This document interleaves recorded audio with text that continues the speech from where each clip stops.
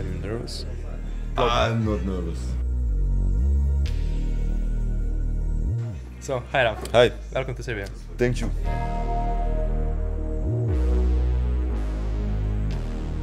Ich antworte dir auf Deutsch, ja. Also für mich ist, ich bin Nummer 1 bin ich Produzent, Nummer 2 bin ich, sagen wir, Künstler, allgemeiner 360-Grad-Künstler und Nummer 3 bin ich Rapper, Musiker sozusagen. Das sind meine 3 obersten Dinge.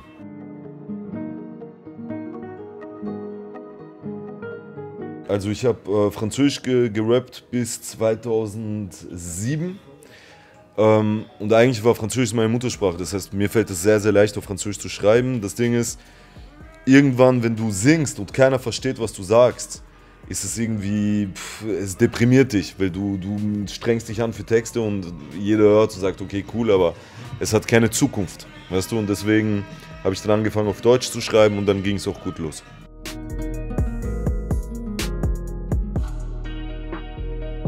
Ich habe angefangen, das war gar kein Hip-Hop, da habe ich noch Rock gespielt, da hieß eine Band Crayfish, das war so Rock. Danach ging es los, Balkan Express, French Connection, Repertoire, dann ging es schon los, Family Biz, dann Skandal mit Emir, der Präsident von Bosnien. Und dann ging es los als Raf Camora. Ja, also dann habe ich noch ein paar Namen gehabt, ich hatte Raf 3.0, Raf Romaik, aber danach ging es dann weiter mit Raf Camora.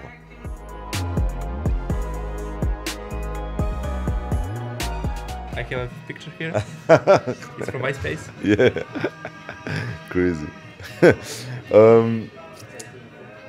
The point from the career, der Wendepunkt war sozusagen, als ich angefangen habe, wirklich auf Deutsch zu rappen. Das war der Wendepunkt, weil da hat es dann, wenn man die Sachen von früher hört, das war teilweise Reggae, dies, das hat mit dem, was ich jetzt mache, schon zu tun, aber man erkennt nicht direkt Raf Camora. Aber ab dem Moment, wo ich angefangen habe, auf Deutsch zu rappen, das war der Punkt, wo es losging. Also ich würde sagen, seit Skandal EP, die ich gemacht habe mit Emires, ging es in diese Richtung, die ich jetzt mache. Das kann man auch vergleichen mit dem, was ich jetzt mache. Okay. Ja. Nice Foto. Ja.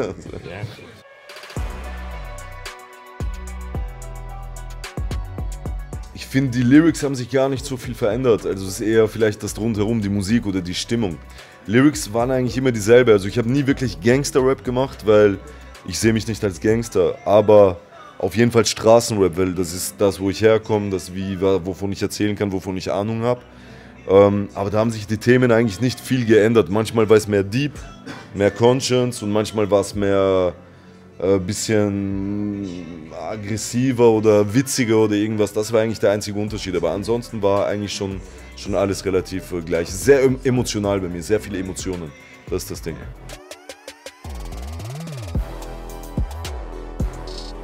Als ich in Jamaika war, da gibt es einen großen jamaikanischen Künstler, der heißt Vybz Kartel.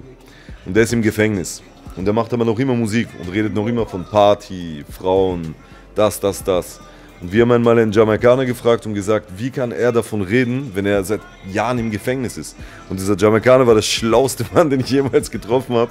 Er hat gesagt, nur weil ein Mann eines Tages blind geworden ist, heißt das nicht, dass er niemals was gesehen hat. Weißt du, was ich meine? Und darüber haben wir auch ein Lied gemacht, Erblindet auf Palm aus Plastik.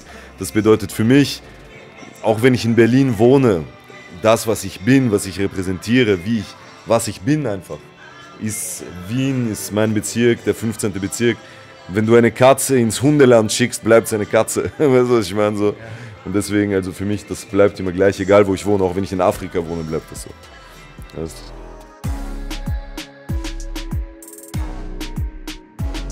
Andere Liga ist ein bisschen eine Mischung. Also andere Liga ist... das ist auf vieles bezeichnet. Das ist einerseits quasi auf die Mädchen, die wir kannten oder die ich kannte, als ich jung war, als ich jugendlich war. Also das Ding ist, unsere Bezirke sind sehr, sehr Balkan geprägt. Das heißt, sagen wir von 10 Mädchen sind 8 aus dem Balkan. Ja? Und das waren alle Mädchen, mit denen wir quasi zu tun hatten, waren entweder Kroatinnen, Serbinnen oder Bosnierinnen oder Albanerinnen. Und deswegen war das halt natürlich einerseits an die Mädchen von unserem Bezirk, die so sehen, sich so stylen, aber andererseits auch ein bisschen an unsere Schwestern. So, ich habe selber eine Schwester die halt quasi im Bezirk wie Prinzessinnen sind, weil die haben uns, die großen Brüder, die aufpassen, was sie machen. Fahren Audis. Wir fahren Audis, wir machen Geld und wenn sie will, wenn sie irgendwo hingeht, wenn wir rufen, dann kommen alle und passen auf sie auf. Das war so ein bisschen so ein Mischding zwischen diesen Sachen. Und natürlich halt, wie gesagt, also das Balkan-Ding ist halt bei uns eins, also in Wien siehst du, jeder kann ein paar Wörter Jugo, weißt du, oder versteht was, weil so viele Leute dort sind. Das heißt, der Einfluss ist sehr, sehr stark. Und dadurch auch dieser Song. Also wenn man den Song hört, wenn man jetzt nicht aus Europa kommt, denkt man eher, das ist ein Balkanlied als vielleicht aus Deutschland. Ja, das ist das Ding.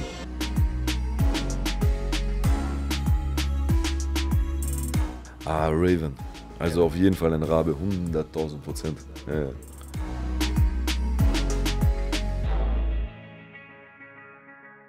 Bones MC das hat er in ein paar Interviews oder so auch schon erwähnt. Es gibt eine lange Geschichte, ohne uns zu kennen, mit Bones MC. Der hat früher meine Musik gehört, also er hat gehört Therapie vor dem Album, meine ganz alten Alben. Und wir hatten sogar ein Foto zusammen, mal hat er mich auf dem Markt gesehen und hat ein Foto mit mir gemacht. So, also er kennt mich schon länger. Und ich habe von 187 auch immer so quasi gehört, aber halt ich habe jetzt nie diesen Hype mitbekommen.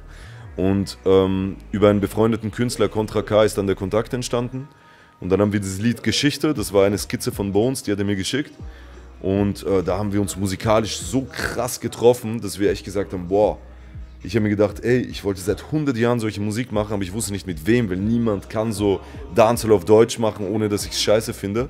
Und er war halt genau dasselbe, er meinte auch so, ey, jeder macht scheiß Dancehall auf Deutsch, du bist der Erste, wo ich mir denke, dass es geil ist, das zusammen machen.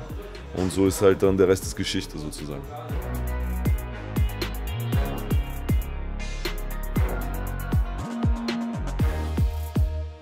Ich muss dankbar sein sozusagen, ja, weil ich dachte mir halt, als Anthrazit rauskam, habe ich noch so einen innerlichen Hype bekommen, dass ich einfach noch ins Studio musste. Ich musste aufnehmen und habe Songs gemacht, wo ich mir dachte, fuck, die sind so gut, eigentlich würde ich die am liebsten nochmal aufs Album drauf geben.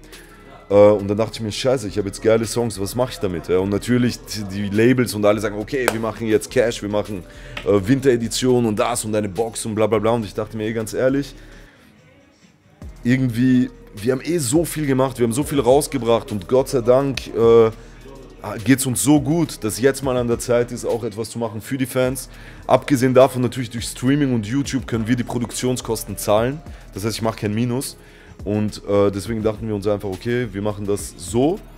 Aufmerksamkeit wird es genauso haben und so kann es halt wirklich jeder hören. Und das ist mir das wert bei den Sachen und das ist halt wirklich eine Art Danke zu sagen. Plus habe ich genau vor 8 Jahren auf meinem ersten Album gesagt, hätte ich übermäßig Geld, wäre es ein Gratis-Album. Und jetzt bin ich an einem Punkt, wo ich sage, mir geht es wirklich, wirklich gut und deswegen, Gott sei Dank, konnte ich das Wort halten. Ja, Mann.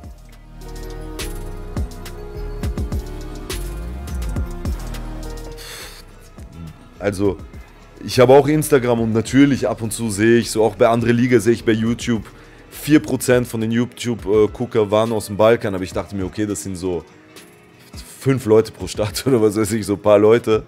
Dass das so sein wird wie hier in Belgrad, hätte ich mir niemals in meinem ganzen Leben gedacht. Niemals. Ja. Niemals. Das ist unglaublich.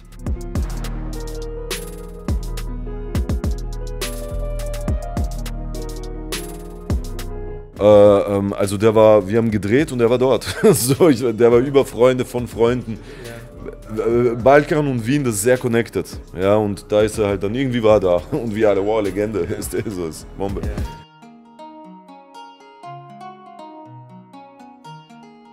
Also jetzt gerade hier sind wir kurz vor dem Dreh mit Buba und Jala. Da ist der Kontakt, glaube ich, zustande gekommen, weil die haben ein Lied gemacht, Bakshish. Und Bakshish war ein bisschen ähnlich unserem Lied Palm aus Plastik. Dadurch bin ich aufmerksam geworden. Aber ich fand halt ihr Lied, ich will nicht sagen besser, aber ich fand das halt krass. Die hatten eine richtig geile Melodie und hab denen gesagt, ey, Baba, ist geil, weißt du so. Weil das Ding ist halt, in Jamaika funktioniert das genauso. Du übernimmst deine Melodie und machst ein bisschen was Neues drüber und dann entsteht was Neues. Und das ist im Balkan auch ein bisschen so. Und das fand ich halt geil und da habe ich das auch mal gepostet und dann haben die zurückgepostet und bla und dies, das. Und dann haben die bei Andere Liga, haben wir in Sarajevo gedreht und da haben die das organisiert, haben Mädchen organisiert, waren super da für Shao Casado und wir wollten schon länger was zusammen machen und deswegen drehen wir heute. Ja, ein Lied, aber für deren Album.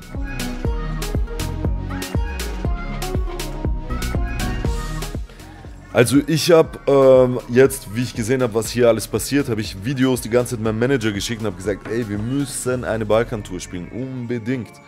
Ja, so ich meine, unabhängig von mir, ich liebe, weißt du, das ist für mich wie, keine Ahnung, ich will nicht sagen zweite Heimat, aber ich bin sehr, sehr, sehr verbunden mit der Mentalität und mit den Leuten von hier. Das verstehen die in Deutschland natürlich nicht, weil Deutschland ist halt viel, viel weiter. In Wien hat man immer so eine Verbundenheit. Und ich habe es schon lange gesagt, ich habe meinem Manager schon oft gesagt, ey, lass uns da was machen. Vielleicht auch wenn wir nur kleine Konzerte machen, lass uns was machen. Und er meinte, zahlt sich nicht aus. Wir haben die Zeit nicht, jetzt so Kleinigkeiten zu machen. Aber jetzt, wo ich ihm das geschickt habe, hoffe ich, dass da auf jeden Fall was geht.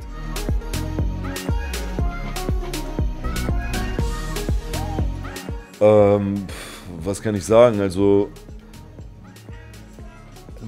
zuerst mal natürlich, dass ich sehr, sehr überwältigt und dankbar bin, dass man unsere Musik hier hört, dass man uns hier kennt, dass man unser Lebensgefühl hier auch verbreitet. Und deswegen halt bin ich mega, mega glücklich darüber. Und also mehr als Danke und krass kann ich da nicht sagen, aber es ist wirklich überwältigend. Auch coole Leute, so weißt du.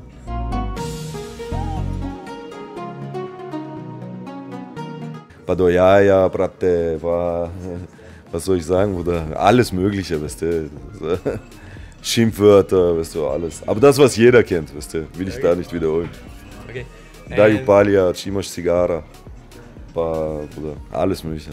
Let's go. Cevape. Was heißt mit? Sava? Cevape sa Kaimak. Ohne, ja genau. Chopska Salat. Oder Slatka, Mala Slatka. Argeta Pasteta. Padjesi. Pako. Pasta, Brate, was weiß ich, Bruder, alles, weißt du.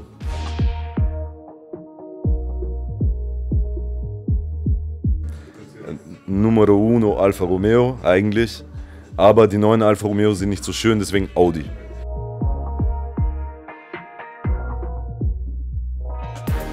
Lange, Bruder, lange, also bis ich über 20 war, weil ich hatte lange keinen Führerschein. Dann habe ich erst einen Alfa gekauft und jetzt habe ich gerade Audi A7, diesen ganz neuen, geilen, das ist Wahnsinnsauto.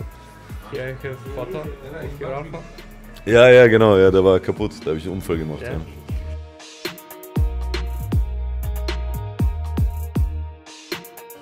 RAV Alpha, Ja, RAV Audi, ja, RAV Camaro. Camaro, and RAV Lambo. RAV Audi. So Ist mir am liebsten, Bruder. that's your current car. Ja. Der ist Wahnsinn. Das ist wie Batmobil, oder wie Batman bin ich damit. Das ist geil. What RS? No, it's not RS, aber ich sage immer, es ist RS. Weißt du, es sieht so aus wie RS und da kann ich besser angeben damit. Aber es ist A7. What do you think about CL500? CL500, das ist Jesus, Bruder, das ist Bones. Das ist 187 Straßenbahn in Hamburg. Das ist deren Lifestyle. Deren Lifestyle ist Jogginghose, Trainingsanzug, bababa. Unser Wiener Lifestyle ist Audi, Jeans, Faker, Ding, das, weißt du, so ein bisschen, wir sind ein bisschen anders. Ja, aber sehr, sehr gut connected. Und manchmal tragen wir auch Trainingsanzug und fahren manchmal auch Mercedes. Aber ansonsten, das ist mehr das ist unsere. Vielen Dank, Mr. RAV. Dankeschön, Bruder. Danke, freut mich. So, willst du ein Konnichiwa bekommen? Ja, Mann. Dankeschön.